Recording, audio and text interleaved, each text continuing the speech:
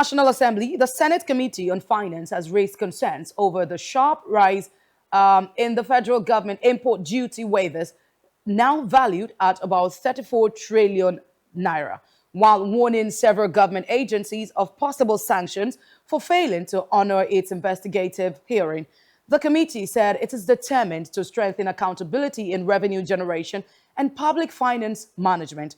And our correspondent, Folashade Abdusalami, will bring us details of that in this report. Controller General of the Nigerian Customs Service, Bashir Adewale Adeniyi, told lawmakers that import duty exemptions certificate approvals reached 34 trillion naira in 2025, with nearly 60% granted for military hardware imported to tackle Nigerian security challenges. Adeniyi explained that although customs has recovered impressive revenue collections, government-approved duty waivers and exemptions have significantly reduced the agency's revenue potential.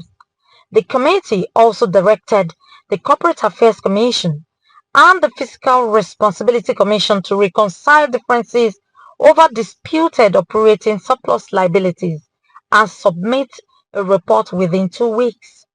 Lawmakers, however, frowned at the absence of the NNPCL Group Chief Executive Officer, who delegated the company's Chief Financial Officer to appear before the panel.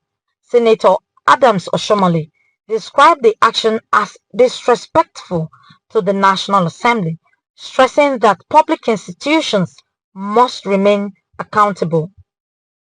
Of what is collected. What our record has shown is that customs has been breaking the law in a different way. We have been remitting 100% of what we have collected as IGR. It will therefore be my request that the committee assist us to correct these erroneous mistakes that we have been doing through the remittance of 100% full all the IGR we collect. Because in the real sense of the word, we actually need some of these because some of the things that we do are actually revolving. If you talk about sales of drugs and medication, for example, number 9, the proceeds, everything we collect here goes into that IGR account, and 100% of it is remitted. Because we are 3 independent arms of government. So if President Bola Ahmed Tinubu will leave the villa to address the Senate President as chairman of the legislative arm and the senators and the House of Rep, I have difficulties why NNPC is too big, they are bedridden, there are no medical certificates and so on. May they not be bedridden for too long so that the country can move on. I still think that there is something NNPC is not getting. Namely that you are an agency of government and we are representative of the people, and you cannot afford to behave as if you consider yourself higher than the representative of the people. We have political authority.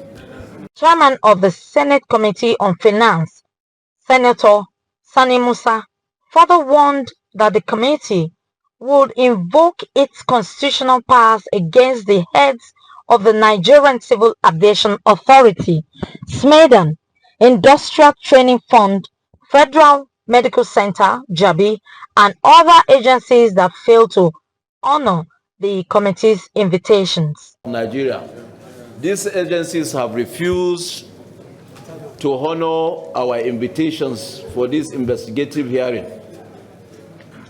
And I want to use this opportunity on behalf of the committee and on behalf of the Senate to ask these agencies to make themselves available to this committee with all the demands we have made to them in terms of looking at their books.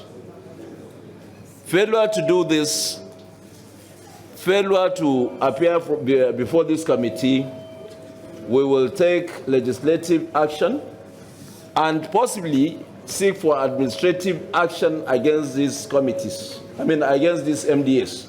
The committee also disclosed that the investigations will continue as part of efforts to improve transparency, ensure compliance with fiscal laws, and strengthen oversight of revenue-generating agencies. Folashade Abdusalami, MITV Plus News.